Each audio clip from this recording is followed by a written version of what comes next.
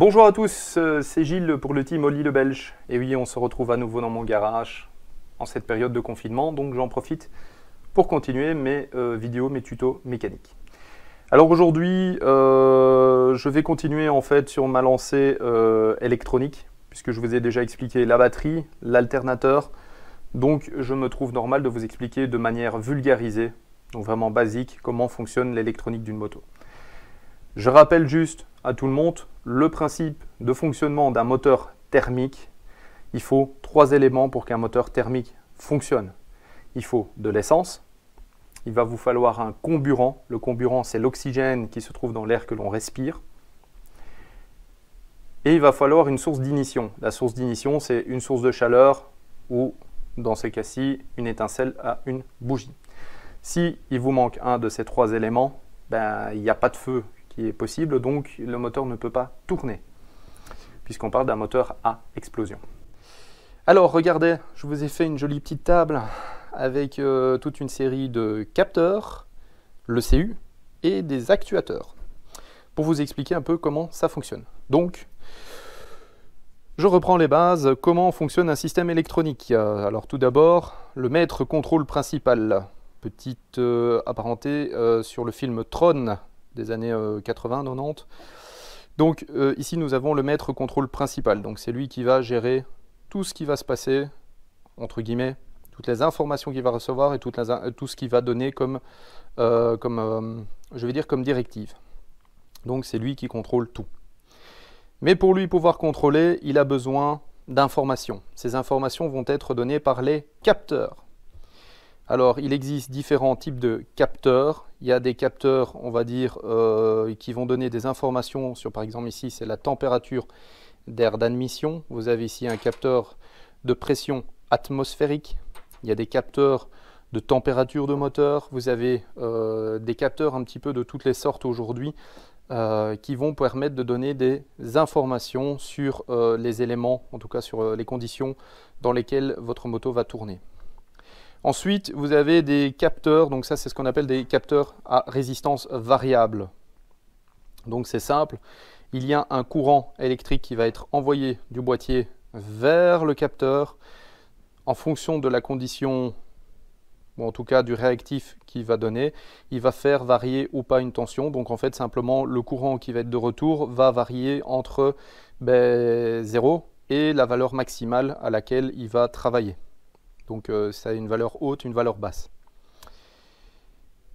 Ces capteurs, sont contrôlés en permanence, mais je vais dire ce n'est pas encore les éléments principaux. Ensuite, vous avez ce qu'on appelle les capteurs de position. Alors celui-ci n'est pas un capteur à résistance variable, c'est un capteur à signal. Donc ça veut dire que simplement c'est un aimant. C'est un capteur qui va il y a un aimant qui va passer devant, qui va donner la position du moteur, et donc ça va faire varier un champ magnétique qui va donner un signal sur la position du moteur. Chaque fois qu'un vilebrequin fait un tour, il va donner un signal qui va permettre ce signal va permettre au boîtier de comprendre à quelle position il se trouve. Ensuite, vous avez de nouveau un capteur à résistance variable qui est le capteur de position des boîtiers papillons. Donc ça veut dire c'est la position de la poignée des gaz. Donc vous allez simplement tourner la poignée des gaz, les volets qui sont ici vont s'ouvrir, vont permettre à l'air de rentrer dans le moteur. Donc ceci est un capteur de position de poignée des gaz, donc résistance variable aussi. Donc il fonctionne de la même manière que les autres. Il y a un courant électrique qui est envoyé dans une direction et en fait on fait varier le courant, ce qui permet au boîtier de comprendre dans quelle position est la poignée des gaz, quelle position est le moteur, et ensuite les différents paramètres, atmosphérique, température et tout ça.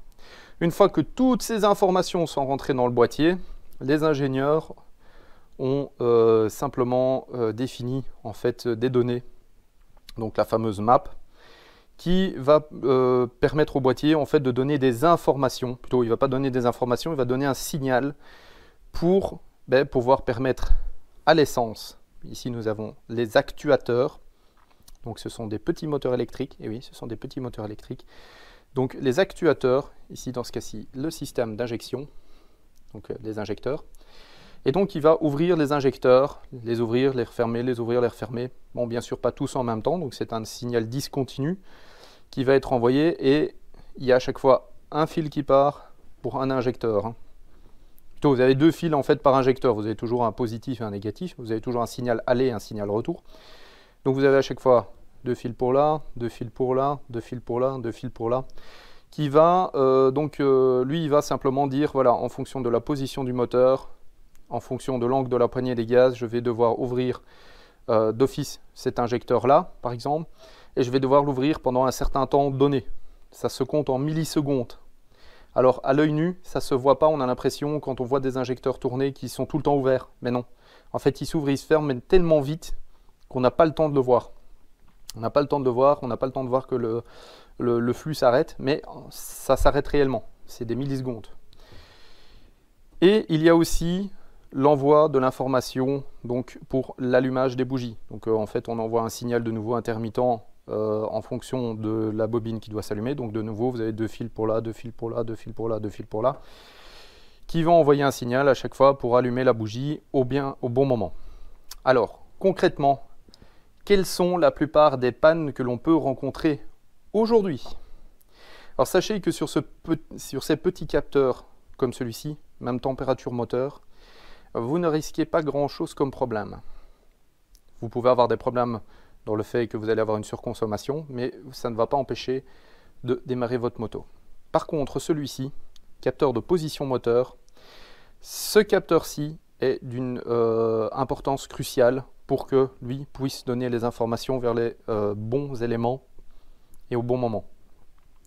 Donc si lui, il déconne, il y a des grandes chances que votre moto ne démarre pas.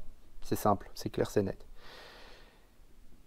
Celui-ci est aussi d'une certaine importance pour justement l'accélération de votre moto. Si ce capteur-ci déconne, bien sûr, il n'aura pas la bonne information pour savoir si les volets sont ouverts à fond, s'ils sont ouverts un quart, un petit peu ou quoi que ce soit. Donc forcément, lui ne pourra pas, lui ne dira pas la position. Donc lui, il ne va pas savoir combien d'air va rentrer dans le moteur, donc combien de temps il va devoir laisser ouvert l'injecteur. Donc l'injecteur va s'ouvrir et se fermer, mais peut-être pas assez longtemps ou peut-être trop longtemps. Donc vous allez soit noyer, soit vous allez simplement avoir un mélange trop pauvre et donc empêcher le moteur de fonctionner correctement. Donc généralement, les problèmes viennent de ce capteur et de ce capteur. Surtout celui-ci, ça arrive très souvent que j'entends des capteurs de position moteur qui déconnent. Bien entendu, si celui-ci ne marche pas, celui-ci ne marchera pas, celui-ci ne marchera pas. Ils ne fonctionneront pas, ils ne s'allumeront pas.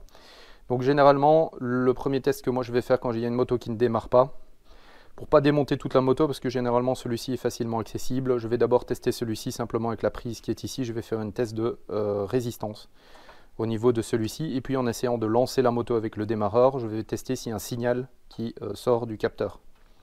Si lui il est bon, bah, je vais chercher à ce moment-là du côté des actuateurs, voir s'il n'y a pas un actuateur qui est coincé, un injecteur qui est bloqué, voir si les bougies sont en bon état, si les bobines des bougies sont fonctionnelles, donc vérifier s'il y a un arc électrique qui se fait, tester la résistance.